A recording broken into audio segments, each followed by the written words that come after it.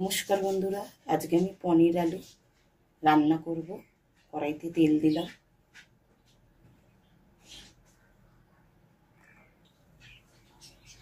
আমি পনির আলুর তরকারি করব। এই যে পনির, এর সঙ্গে মশলা দেবো। এখানে ধনে, জিরে, হলুদ, লঙ্কা, একটু উষ্ণ গরম জলে গুলে রেখেছি, মশলা তৈরি করে রেখেছি। আর ফোড়নে দেবো শুকনো লঙ্কা, জিরে, তেজপাতা। আর এখানে আছে আদা বাটা, কাজু বাটা আর পোস্ত বাটা। আর শেষে গরম মশলা। এবার আমি পনিরগুলো ভেজে নেব। গ্যাসটা কমিয়ে দিই। পনিরটা ভেজে নেব।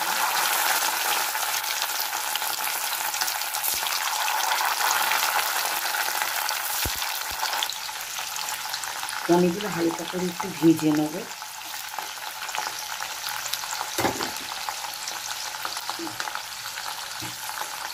পনিরগুলো হালকা করে আমরা ভেজে নিচ্ছি।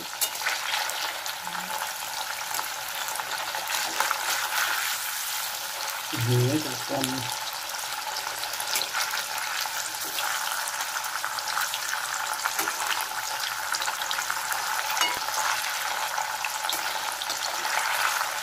আমার পনির ভাজা হয়ে গেছে। এবার আমি তুলে রাখছি পনিরগুলো।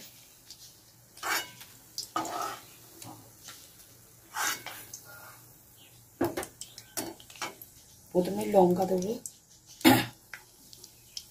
তেজপাতা দিলাম, জিরে দিলাম। এটা একটু ভেজে নেব।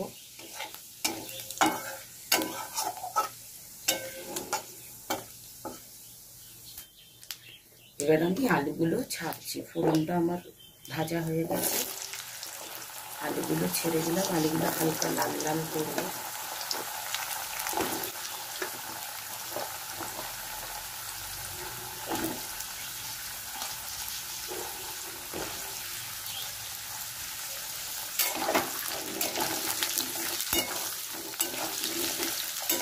আলুগুলো আমি হালকা লাল লাল করবো, ভেজে নেবো আলুগুলো। আলুটা ভাজা হয়ে গেছে। এবার আমি একটু নুন দেবো, মশলাটা যেন না ছিটকায়।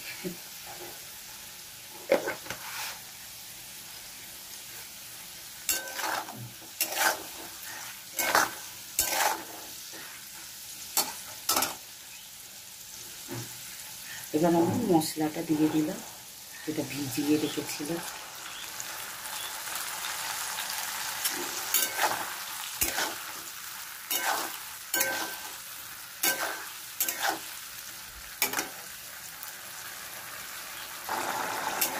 আলুটা দিয়ে আমি একটু ভালো করে কষিয়ে নেব।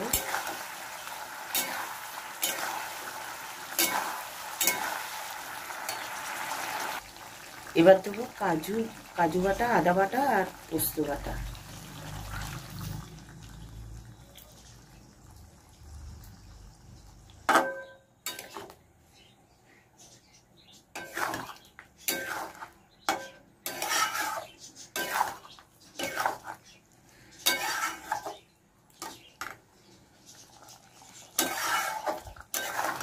এটাতে একটু কষিয়ে নেব, তারপর পনিরগুলো ছাড়ব।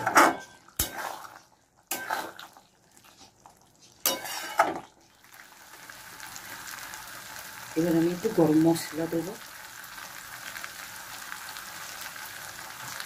আর একটু চিনি দেবো।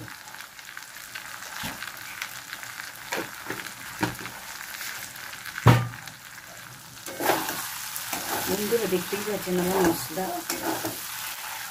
তেল ছেড়ে এসছে। এবার আমি গরম জলটা দিয়ে দেবো। এবার আমি জলটা দিয়ে দিলাম।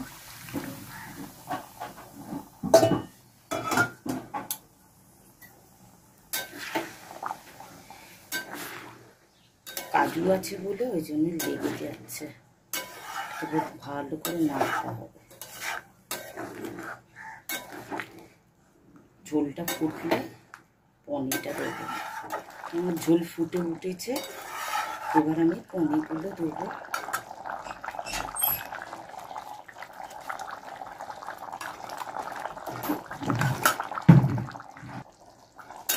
পনিরগুলো আমি ছেড়ে দিলাম। এবার একটু ফুটলে নামিয়ে দেবো।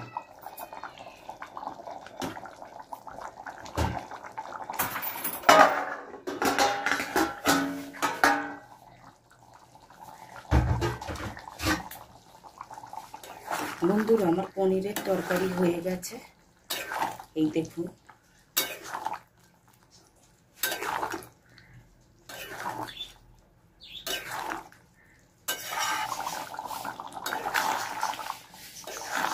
এইভাবে পনিরের তরকারি করে খাবেন, খুব ভালো লাগে।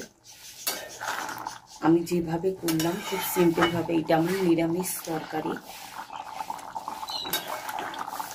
এবার আমি পরিবেশন করে দেখাচ্ছি। বন্ধুরা, আমি যেভাবে পনিরটা করলাম আপনারা সেইভাবে করে খেয়ে দেখবেন, খুব ভালো হয়। আর সবাই রান্না জানে, আমিও তাও আমার মতন করে দেখালাম। খেয়ে ভালো লাগলে লাইক করবেন, কমেন্ট করবেন আর শেয়ার করবেন। আপনারা সবার কাছে রান্নাটা পৌঁছে দেবেন। আমাদের তাহলে একটু পাশে থাকলে ভালো লাগবে। আপনারাও আমাদের ঘরের লোক হয়ে গেছেন, আর কি বলবো। আপনারা সবাই ভালো থাকবেন, সুস্থ থাকবেন, এই কামনাই করি। নমস্কার।